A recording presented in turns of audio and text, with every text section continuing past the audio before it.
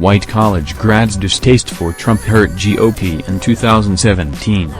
Will they flip control of Congress to Democrats in 2018? White college graduates in America's suburbs have turned hard against Republicans in elections around the country and threatened to upend the party's control of Congress in the 2018 midterm elections.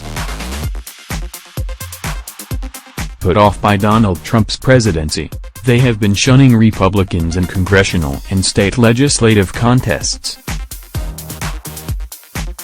Their support was crucial in electing Democrats as governor in Virginia and U.S. Senator in conservative Alabama.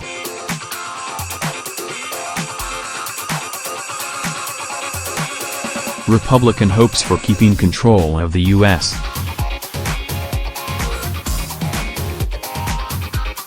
Senate next year will hinge on affluent, mainly white suburbs like Summerlin, Nevada, where Trump's unpopularity is weighing on GOP Sen. Dean Heller in his run for re-election.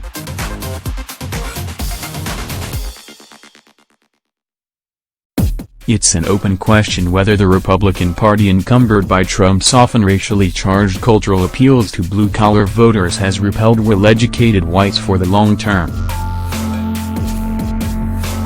This is a big group of people, and they're growing, and if they turn into a base group for the Democratic Party, that really changes things a lot, said Rui Teixeira, a demographics expert at the left-leaning Center for American Progress. If there's anyone who can do that, it's Donald Trump.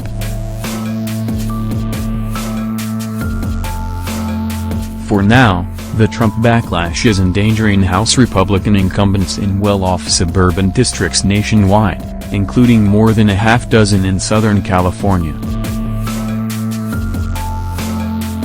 Republican reps.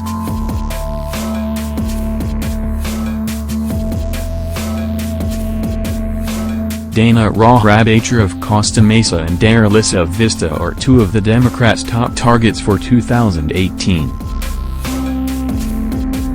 It also puts at risk the Republicans' one-vote majority in the Senate. Heller is widely seen as the party's most vulnerable senator, and his re-election in this closely divided state depends on convincing white voters in upscale swing suburbs like Summerlin that Trump's shortcomings should not be held against the center. It won't be easy when Republicans like Judy Lehman, 77, regret voting for Trump. At the time I thought it was a very good thing, now I'm not so sure, Lehman, a retired corporate concierge, said as she walked her Shih Tzu Bicon puppy outside an Apple store in Summerlin one recent afternoon. I'm starting to wonder if he's really stable.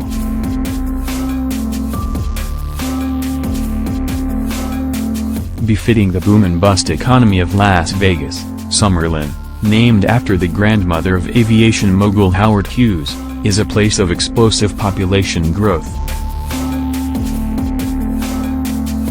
Just 30 years ago, it was an open slope of desert, bought by Hughes in the 1950s, on the western rim of Las Vegas Valley near Red Rock Canyon. Now, more than 100,000 people live in its strictly planned neighborhoods of homes and shades of beige, tan and beige, many of them in gated communities with golf courses. Part of what's pushing white-collar suburban voters away from the GOP is Trump's alliance with his party's right wing on abortion, immigration and climate change, said Mark Mellman, a Democratic pollster who worked for former Senate Democratic leader Harry Reid of Nevada.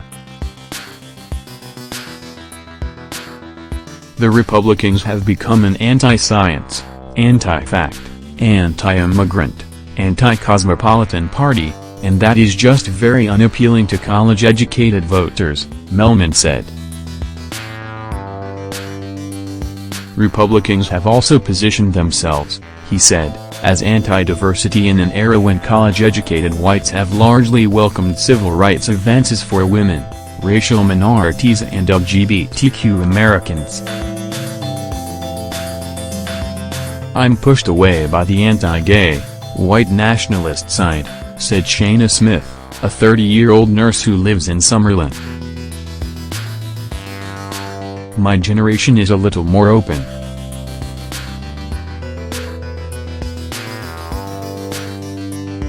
A lifelong resident of the Las Vegas area, Smith is a Republican who voted for Trump but plans to back someone else in 2020 if they have a heartbeat.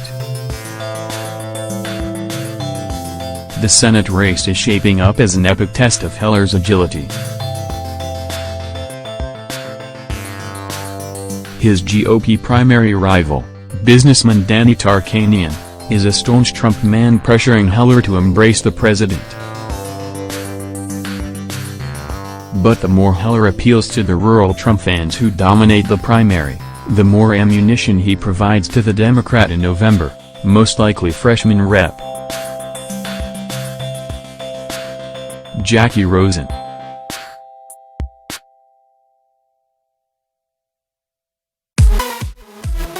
If Heller survives the primary, he will face brutal attacks focused on his ties to Trump from the powerful campaign operation built by Reed and the Culinary Workers Union, which represents 57,000 cooks, housekeepers, bellmen and other hospitality workers.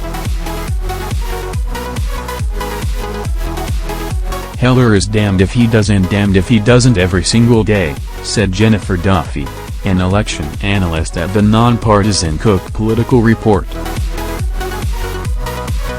Heller's hand-wringing on Obamacare at Trump surging, he ultimately voted to repeal it captured the senator's quandary. While he opposed Trump in the 2016 primaries, Heller has largely backed the president since he took office.